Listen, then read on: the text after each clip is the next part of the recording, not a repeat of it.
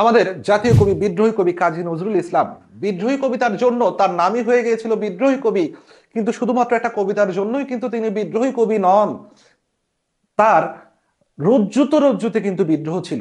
কার বিরুদ্ধে বিদ্রোহ ছিল? তৎকালীন সময়ের প্রভু অর্থাৎ এই ভারতের প্রভু ব্রিটিশদের বিরুদ্ধে তিনি পদে পদে বিদ্রোহ করেছেন। আর এই বিদ্রোহের কিন্তু মূল্যও দিতে হয়েছে। কাজী নজরুল ইসলামের পাঁচটি বই কিন্তু ব্রিটিশ সরকার বাজেয়াপ্ত করেছিল।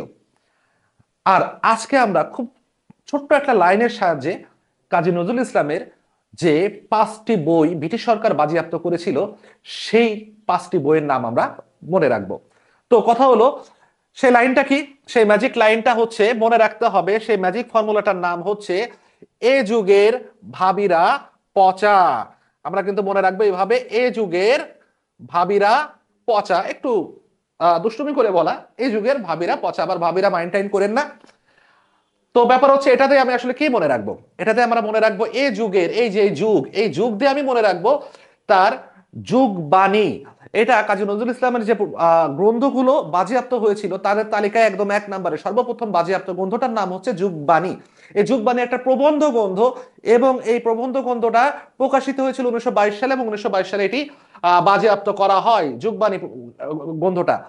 এরপর এ যুগের ভাবিরা, এই ভয়াকার, এই ভয়াকারে হচ্ছে ভাঙার গান। এই ভাঙার গান এইটা বাজেয়াপ্ত করা হয়েছে, প্রকাশ করা হয়েছিল 1924 সালে। এটাও কিন্তু বাজেয়াপ্ত করা হয় এবং এই ভাঙার গান ছিল একটা কাব্য গ্রন্থ। আচ্ছা, এরপরে ভাবির, ভাবির বি দিয়ে আমরা মনে রাখবো বিষের বাঁশি। বিষের বাঁশিটাও এই যে ভাঙার গাছ যে সালে প্রকাশিত হয়েছিল, বিষের বাঁশিও কিন্তু সেই সালে প্রকাশিত হয়েছিল, অর্থাৎ 1924 সালে প্রকাশিত হয়েছিল। আর এটাও কিন্তু একটা কাব্য গ্রন্থ। আচ্ছা, এরপরে হচ্ছে এরপরে তার যে গ্রন্থটা বাজেয়াপ্ত হয়েছিল সেটার নাম প্রলয় শিখা। এই যে ভাবিরা পচা, এই পচার পদে আমরা মনে রাখবো প্রলয় শিখা। এই প্রলয় শিখা এটা একটা কাব্যগ্রন্থ। আর এটা প্রকাশিত হয়েছিল 1930 সালে। কত সালে? 1930 সালে। সর্বশেষ গ্রন্থ যেটার নাম হচ্ছে চন্দ্রবিন্দু। এই পচার চ দিয়ে আমরা মনে রাখবো, এই চ দিয়ে আমরা মনে রাখবো কিন্তু চন্দ্রবিন্দু। এই চন্দ্রবিন্দু গ্রন্থটা প্রকাশিত হয়েছিল 1931 সালে। এটা একটা গীতি সংকলন বা গানের সংকলন। তো এগুলো ছিল হচ্ছে আমাদের কাজী নজরুল ইসলামের সেই বইগুলোর নাম যে বইগুলো বাজেয়াপ্ত হয়েছিল।